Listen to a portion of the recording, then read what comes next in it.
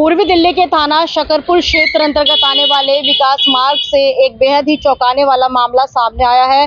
Social media पर एक video viral हो रहा है जिसमें युवती बता रही है कि उसके साथ जब वह ऑटो में सवार थी तो दो बदमाशों ने झपटमारी कर उसके बैग को छीन लिया। सोशल मीडिया पर वीडियो वायरल और हमारी टीम ने युवती तक पहुंचने की कोशिश की और आखिर में युवती तक पहुंचने में सफलता भी हासिल की। नमस्कार, मेरा नाम तान्या पंत है और मैं दिल्ली की रहने वाली हूँ। 21 अगस्त को मेरे साथ एक ऐसी घटना हुई है जो मैं आपके साथ शेयर करना चाहती हूँ। करीबन दिन के 1:15 बजे मैं प्रीत विहार से कुछ शॉपिंग करके निकल रही थी।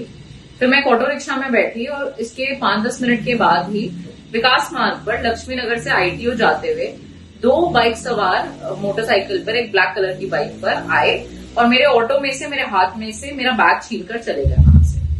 मैंने तुरंत ही 112 नंबर पर कॉल किया और नियरेस्ट थाने शकरपुर पहुंच गई। थाने पहुंचते ही मैंने कंप्लेन करी और सब्सिक्वेंट सेक्शंस में FIR लॉन्च की गई। मेरे बैग में मेरा लैपटॉप चार्जर, फोन चार्जर, घर की चाबियां, मेरी सभी IDs, मेरी कोई ज्वेलरी, मेरे डेबिट क्रेडिट कार्ड्स के साथ साथ मेरे एक एप्पल के एयरपॉड्स प्रो भी थे। मेरे एयरपॉड्स मेरे फोन के साथ कनेक्टेड हैं और उनकी लोकेशन मेरे फोन से ट्रेसेबल है। ये बात मैंने अपने इन्वेस्टिगेटिंग ऑफिसर को भी बताई और मैंने उनको रिक्वेस्ट किया कि वो प्लीज इस पे तुरंत एक्शन ले। कि उसके बैग में कीमती सामान था, लैपटॉप सहित ज्वेलरी भी मौजूद थी और साथ ही एयरपोर्ट्स मौजूद थे। एयरपोर्ट्स के जरिए युवती को लगातार लोकेशन मिल रही थी अपने सामान की। युवती ने इस मामले में FIR तो दर्ज कराई, लेकिन उनका जो सामान था, जो कीमती सामान झपट मारों ने अपने साथ लेकर फरार हो गए थे, वह उन्हें नहीं मिल पाया। पीड़ित युवती ने बताया कि वह पुलिस को ये बता रही थी कि उनके एयरपोर्ट्स की लोकेशन आ रही है और वो लोकेशन जो है वह जिला गाजियाबाद के लोनी क्षेत्र में वो लोकेशन आ रही थी। युवती थाने पहुंची और पुलिस को बताया। उनके साथ पुलिस के 2 सिपाही तो गए, लेकिन सिपाही जो है वो उल्टे पैर वापस आ गए क्योंकि वहां का जो माहौल था वो बेहद ही खराब दिखाई दिया। युवती का कहना था कि उनके साथ वहां पर कुछ भी हो सकता था, कोई महिला स्टाफ उनके साथ नहीं भेजा गया था। बता दूं आपको मैं कि ये पूरा मामला 21 अगस्त का बताया जा रहा है और दिन दहाड़े युवती के साथ इस घटना को अंजाम दिया गया था। पूरे मामले के लिए हम सीधा युवती से जुड़ेंगे और उससे जानेंगे कि आखिर पूरा मामला क्या था और क्या हुआ था उनके साथ उस दिन। मैडम, 21 अगस्त को थाना शकरपुर इलाके में आपके साथ क्या घटना हुई? 21 अगस्त को मैं कुछ शॉपिंग करके आ रही थी प्रीत विहार साइड से। तो विकास मार्ग पे लक्ष्मी नगर से ITO जाते तरफ मैं ऑटो में जा रही थी। 2 बाइक चालकों ने अपनी बाइक से आए और मेरे ऑटो में से, मेरे हाथ में से मेरा बैग छीन कर चले गए। मैंने तुरंत ही थाना शकरपुर में कंप्लेन कराई और FIR कराई। FIR कराते समय मैंने उनको ये बात बता दी थी कि वो जो बैग है उसमें मेरा लैपटॉप है और मेरे एक ईयरफोन्स हैं, जो ईयरफोन्स मेरे फोन से कनेक्टेड हैं और उनकी लोकेशन मैं ट्रेस कर सकती हूँ।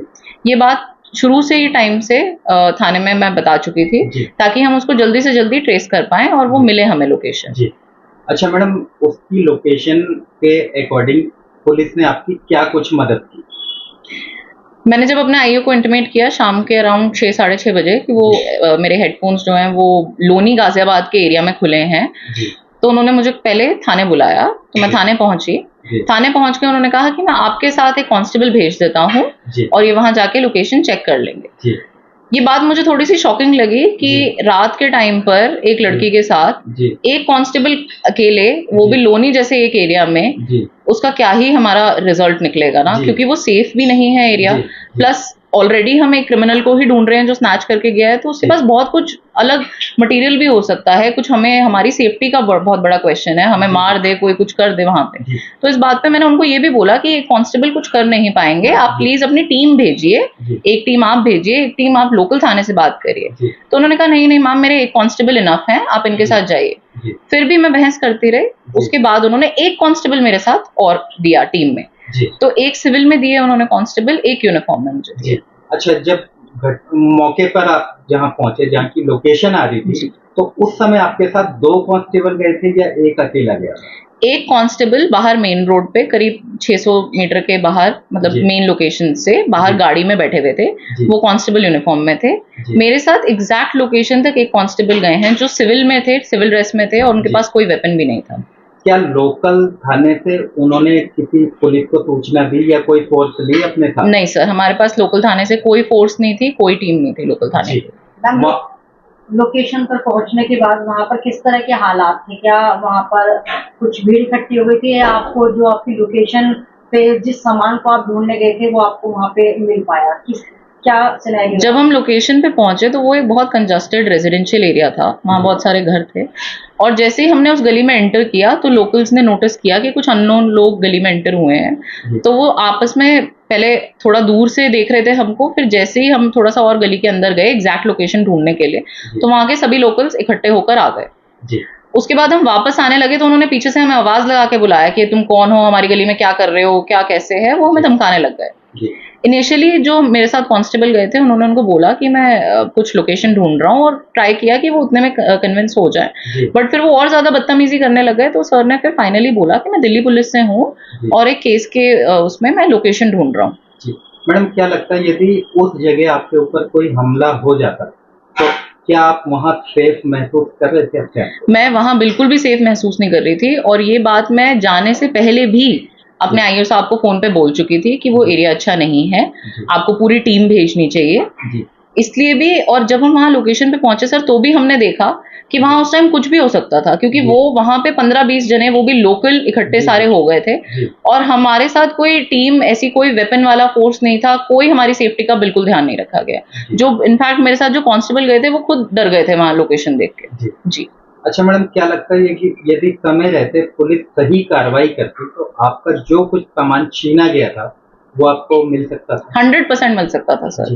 2 दिन तक मेरी लोकेशन ट्रेस हो पा रही थी उसकी, और कंटिन्यूअसली जब हम उस लोकेशन पे पहुंचे 21 तारीख की रात को, उसके बाद भी वापस आने के बाद भी उसी घर की लोकेशन आ रही थी, अगले दिन भी वही सेम लोकेशन आ रही थी, और मैं कंटिन्यूअसली ट्राई कर रही थी कि मैं कैसे ना कैसे करके इस बात को अपने आईओ तक पहुंचाऊं। मैंने उन्हें कॉल्स भी करे, मैं सुबह 6-7 बजे भी उनको कॉल किया पर वो उनका फोन अनअवेलेबल था। उसके बाद उन्होंने 10:30, 9, साढ़े 9, 10 बजे भी मुझे कॉल बैक करके पूछा कि आप मैम क्या कह रहे थे। मैंने तब भी उनको बोला कि सर अभी भी लोकेशन वहीं की आ रही है, तो आपके पास स्टिल अभी भी टाइम है कि आप जाइए और उसको पकड़िए। उसके बावजूद सर किसी को वहां पकड़ा नहीं गया। अगर इनिशियल 24 आवर्स में या 48 आवर्स में जब तक वो लोकेशन वहीं पे आ रही थी तब तक पुलिस कुछ कार्रवाई करती तो मेरा सामान डेफिनेटली मिल सकता था। क्या लगता है ऐसे काफी मामले ऐसे होते होंगे जिनमें पुलिस की ढील के चलते लोगों का सामान लूट जाता है और उन्हें वापस नहीं मिलता? बिल्कुल 100% ऐसे ही होता है सर। और मतलब इसमें एक मेजर बात ये भी है कि जैसे जब मैं थाने में आ रही थी, कंप्लेन करा रही थी,